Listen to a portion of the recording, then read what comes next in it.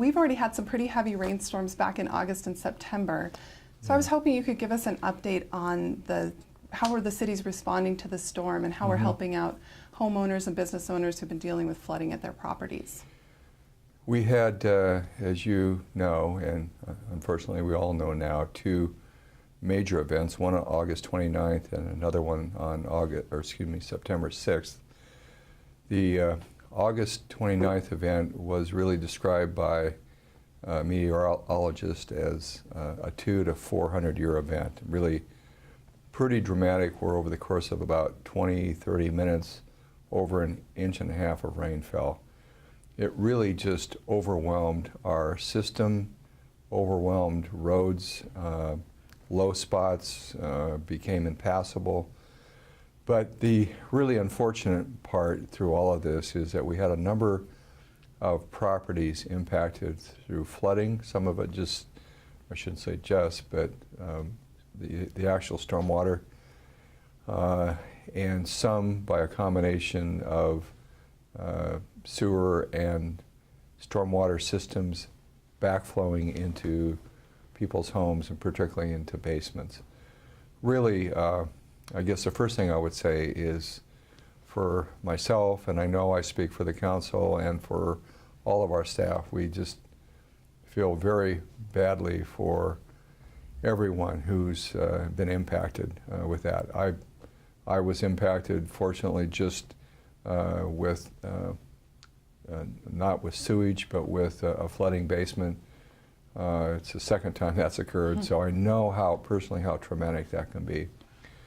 So what we've been doing, and you've been a big part of the communication of this, I asked the council to consider, and I would sort of keep this at a high level, but to consider making sure that we made people and properties whole in this process.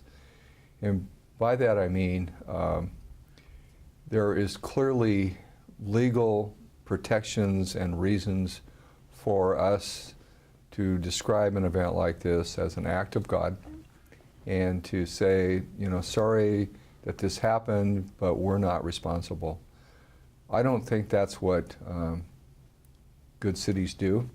I don't think that's what neighbors do.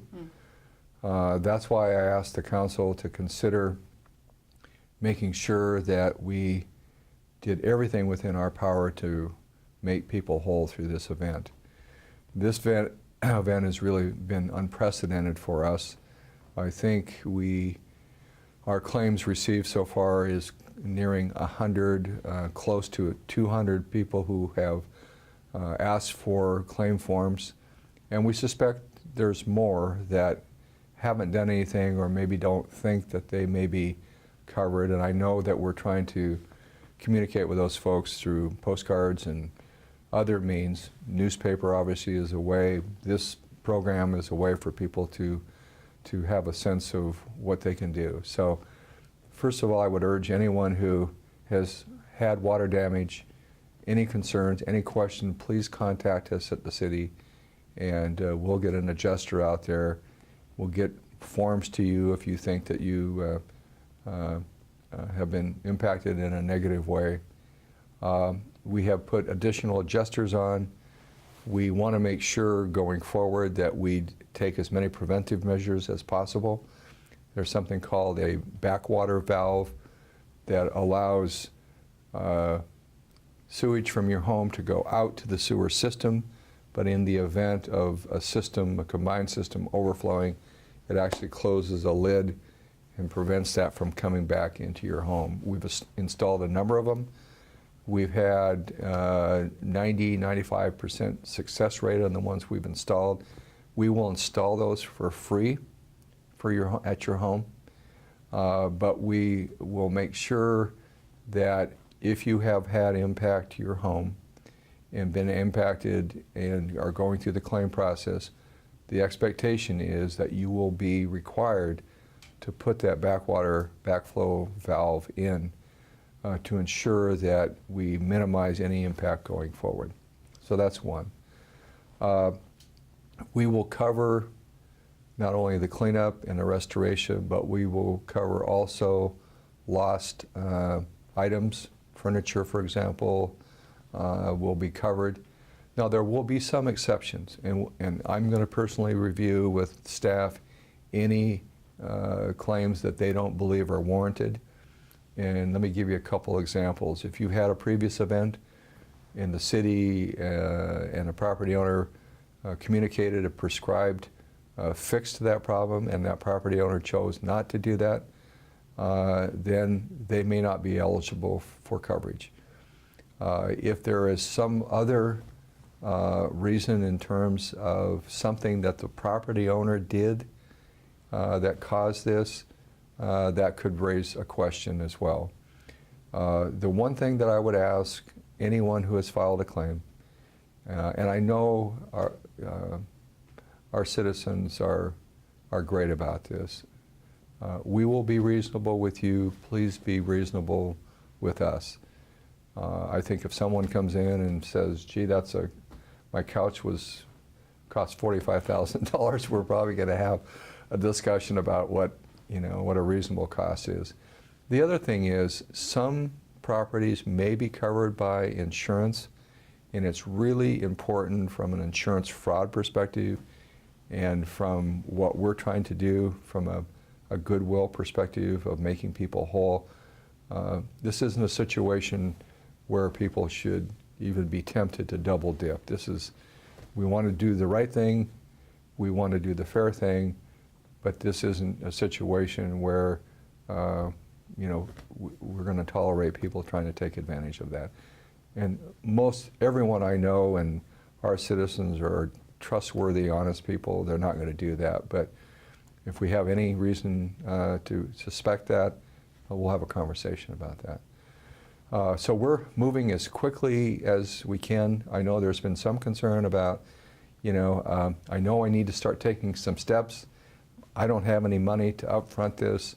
Once you got that claim form, you fill it out and get it in, there'll be a way for you to begin the restoration and clean up with a purchase order through the city and not have to front that money. So we want to be as helpful as we can. We want to be there to answer questions.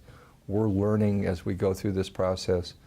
The longer-term solution, and we're going to have to address this as an administration, and our council is going to have to weigh in on this, is what is the ultimate fix?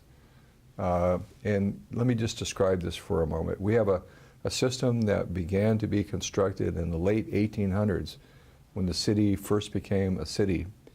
And most of the original city, the North Everett part of our city, was built as a combined sewer and stormwater system. If you were starting out as a brand new city today, you don't build systems that way. So we need to begin to think about, what are we going to do long term? What are we going to do every time we are faced with a new construction project where we have to replace, through age or capacity, a sewer system? How are we going to approach this going forward? And this isn't as simple as, gee, city, just, over the next 10, 15, 20 years, replace all the combined sewer system, because it does affect people's rates. And that's a council and policy decision that they will eventually have to wrestle with.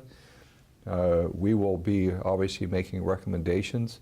The public is going to need to weigh in, but I believe that we need to be thinking about this more long term and what is a more permanent solution. I think weather patterns are changing. We're seeing more 50 and 100-year events more frequently.